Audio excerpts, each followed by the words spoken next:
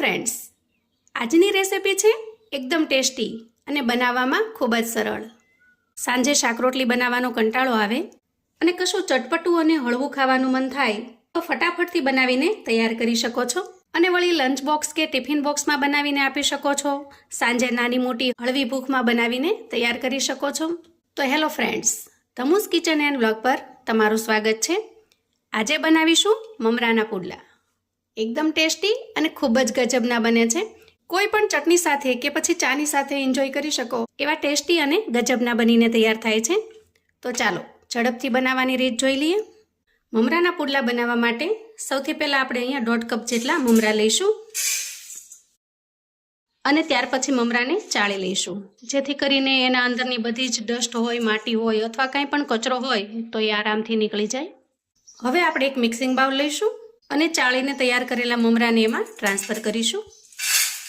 હવે મમરાને સોફ્ટ બનાવવા માટે આપણે અહીંયા 1/2 કપ જેટલું દહીં લીધું છે. આ દહીં બહુ મોળું પણ નહીં અને સાવ ખાટું પણ નહીં, એ રીતનું મેં લીધેલું છે. તમારી પાસે જો દહીં અવેલેબલ ન હોય તો અહીંયા દહીંની જગ્યાએ તમે બહુ મીડિયમ ખાટી હોય એવી છાશ લઈ શકો છો. દહીંને આપણે મમરાની અંદર મિક્સ કરી દઈએ. હવે જુઓ, અહીંયા બધા જ મમરાની અંદર દહીં સારી રીતે મિક્સ થઈ ગયું છે. તો આ રીતે મમરાને પલાળી અને આપણે 5 મિનિટ માટે રેસ્ટ થવા દઈશું. અને ત્યાં સુધીમાં આજના ટેસ્ટી એવા પુડલા માટે ખૂબ જ ટેસ્ટી એવી ગ્રીન ચટણી બનાવીને તૈયાર કરી લઈએ. તો અહીંયા હવે આપણે બનાવીશું ચટણી એકદમ સરસ અને ખૂબ જ ટેસ્ટી એવી. તો અહીંયા હું થોડી કોથમીર લઉં છું. હવે એક લીલું મરચું એડ કરી દઉં છું. નાનો એક આદુનો કટકો છે એને પણ આપણે ઉમેરી દઈએ. નાની કટોરી જેટલા હું દાળિયા ઉમેરું છું. અહીંયા તમે શિંગદાણાનો પણ ઉપયોગ કરી શકો છો. દાળિયા અથવા તો શિંગદાણા કોઈ પણ વસ્તુ નાખવાથી ચટણી એકદમ ઘાટી અને સરસ બને છે.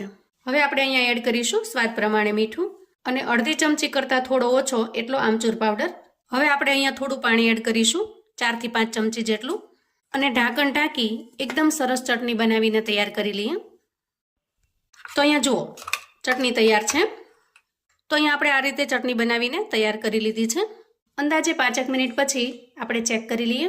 તો જુઓ, અહીંયા મમરા દહીંની અંદર ખૂબ જ સારી રીતે પલળી ગયા છે અને એકદમ નરમ થઈ ગયા છે. હાથની મદદથી તમે આ રીતે ચેક પણ કરી શકો છો. જુઓ, આસાનીથી મેશ થઈ જાય છે. એનો મતલબ કે મમરા સારી રીતે પલળી ગયા છે. અને અમસ્તાએ મમરા પલળતા વાર લાગતી નથી, ખૂબ ઝડપથી પલળી જાય છે. હવે આપણે આના અંદર બધા જ મસાલા કરી લઈએ. અહીંયા મેં એક મીડિયમ સાઇઝની ડુંગળીને આ રીતે એકદમ ઝીણી સમારી લીધી છે, એને ઉમેરી દઈએ. તમે જો ડુંગળી ન ખાતા હો તો અહીંયા ડુંગળીને સ્કીપ કરી દેવાની, પણ આના અંદર ડુંગળીનો ટેસ્ટ ખૂબ જ સરસ લાગે છે. જો તમે ખાતા હો તો સ્કીપ ન કરતા. આ રીતે થોડા કેપ્સિકમ મરચાના ટુકડા કરી લીધા છે, એને ઉમેરી દઈએ.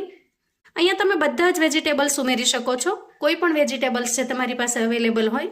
એક નાના ટમેટાને મેં એકદમ ઝીણું ઝીણું ચોપ કરી લીધું છે. જુઓ, અહીંયા તમે એના પીસ જોઈ શકો છો. તો ખાસ કરીને જે કોઈ વેજીટેબલ્સ આપણે આના અંદર ઉમેરીએ એના પીસ આપણે એકદમ નાના નાના કરીશું. અને ત્યાર પછી એકદમ ઝીણી સમારીને રાખેલી થોડી કોથમીર ઉમેરી દઈએ. અને હવે આપણે આમાં સૂકા મસાલા કરી લઈશું. તો સૌથી પહેલાં સ્વાદ પ્રમાણે મીઠું ઉમેરીશું, અડધી ચમચી ધાણાજીરું પાવડર ઉમેરીશું, 5 ચમચી હળદર ઉમેરીશું અને 5 ચમચી લાલ મરચું પાવડર ઉમેરીશું. તો અહીંયા તીખાશ માટે મેં આજે લીલા મરચાં ઉમેરેલા નથી. તમને તીખાશ માટે જો લીલા મરચાં ફાવે તો 1 થી 2 મરચાંને સમારી અને એડ કરી દેવાના. હવે પુડલામાં એકદમ ચટપટો ટેસ્ટ લાવવા માટે આપણે અહીંયા અડધા લીંબુનો રસ ઉમેરીશું. તો અહીંયા આપણે દહીંનો ઉપયોગ તો કરેલો જ છે, પણ અડધા લીંબુનો રસ પણ ઉમેરીશું. આનાથી પુડલા એકદમ ટેસ્ટી અને ખૂબ જ સરસ ચટપટા બને છે. અને અડધી ચમચી જેટલી ખાંડ ઉમેરીશું. ખાંડ નાખવાથી ખાટો અને મીઠો બંને ટેસ્ટ બેલેન્સ થાય છે. તમને જો ખાંડ ન ફાવે તો તમે સ્કીપ પણ કરી શકો છો. હવે જુઓ, જે કપના માપથી આપણે અહીંયા મમરા લીધેલા એ જ કપના માપથી આપણે અહીંયા બેસન લઈશું. તો અહીંયા અડધા કપ જેટલો બેસન લઈ અને આપણે આના અંદર ઉમેરી દેવાનો છે. 1.5 કપ મમરાની સામે તમારે અડધા કપ બેસનની જરૂર પડશે. અને હવે બેસનને આપણે સારી રીતે મિક્સ કરી લઈએ. આ રીતે મિક્સ કરતાં મિશ્રણ હજી કઠણ લાગે છે તો આપણે આમાં પાણી ઉમેરવાનું છે. તો જે કપનું માપ સેટ કરેલું છે 1 કપ ભરીને મેં પાણી લીધેલું છે અને થોડું થોડું કરી અને પાણી આપણે ઉમેરતા જશું. તો આ રીતે તમે સ્પેચ્યુલાની મદદથી અથવા તો હાથની મદદથી પણ મિક્સ કરી શકો છો. હવે જુઓ, ધીરે ધીરે મિશ્રણ એક સરખું ઘટ થવા લાગ્યું છે. અહીંયા આપણે માત્ર થોડું જ પાણી વપરાયું છે. માત્ર 3 થી 4 ચમચી જેટલું જ પાણી આપણે અહીંયા લાગેલું છે. અહીંયા મેં દહીં લીધેલું છે એટલે આપણે થોડું પાણી ઉમેરવું પડ્યું છે. તમે જો છાશનો ઉપયોગ કરશો તો તમારે બિલકુલ પાણી નહીં ઉમેરવું પડે. મમરાના પુડલા એકદમ અલગ રીતે બને છે. તો અહીંયા તૈયાર થયેલા મિશ્રણની અંદર આપણે વઘાર એડ કરીશું. અહીંયા વઘારિયાની અંદર મેં 2 ચમચી જેટલું તેલ ગરમ કરી લીધું છે. એના અંદર આપણે 1 ચમચી જેટલી રાઈ ઉમેરીશું, 1 ચમચી જેટલા તલ ઉમેરીશું, થોડા મીઠા લીમડાના પાન ઉમેરીશું અને ચપટી હિંગ ઉમેરીશું. અને આ તૈયાર થયેલા વઘારને આપણે મિશ્રણની અંદર ઉમેરી દઈશું અને સારી રીતે મિક્સ કરી લઈશું. તો આપણે જે નોર્મલ પુડલા બનાવીએ છીએ એના અંદર વઘાર એડ કરતા નથી, પણ આના અંદર બધા જ વેજીટેબલ્સ અને મમરા હોવાથી આ રીતે જો વઘાર એડ કરીશું તો ખૂબ જ ટેસ્ટી એવા બનીને તૈયાર થશે. આના અંદર વઘારનો ટેસ્ટ સાથે સાથે વેજીટેબલ્સનો ટેસ્ટ ખૂબ જ મસ્ત લાગે છે. જુઓ, હવે અહીંયા આપણું પરફેક્ટ મિશ્રણ બનીને તૈયાર થઈ ગયું છે. તો હવે આપણે ગેસ તરફ જઈશું. અહીંયા ગેસ ઓન કરી ગેસ ઉપર મેં પેન ગરમ થવા માટે મૂકી દીધું છે. પેનની અંદર આપણે બ્રશની મદદથી થોડું તેલ સ્પ્રેડ કરી દઈશું, જેથી કરીને પુડલા તળિયે ચીપકી ન જાય. હવે પેનને સારી રીતે ગરમ થવા દઈશું. અહીંયા પેન ગરમ કરવા માટે આપણે ગેસની ફ્લેમને થોડી વાર માટે હાઈ કરીશું અને પેન થોડું ગરમ થઈ જાય એટલે ગેસની ફ્લેમને ફરી આપણે મીડિયમ કરી લઈશું. આમ કરવાથી ગેસનું જે પેન છે એ ખૂબ સારી રીતે ગરમ થઈ જાય છે અને પુડલો પછી એની સાથે ચીપકતો નથી. હવે આપણે આમાં મિશ્રણ ઉમેરીશું. અહીંયા સ્પેચ્યુલાની મદદથી પણ તમે ફેલાવી શકો છો આ રીતે, અથવા તો હાથને સહેજ પાણીવાળો કરી અને ફેલાવી લેવાનું.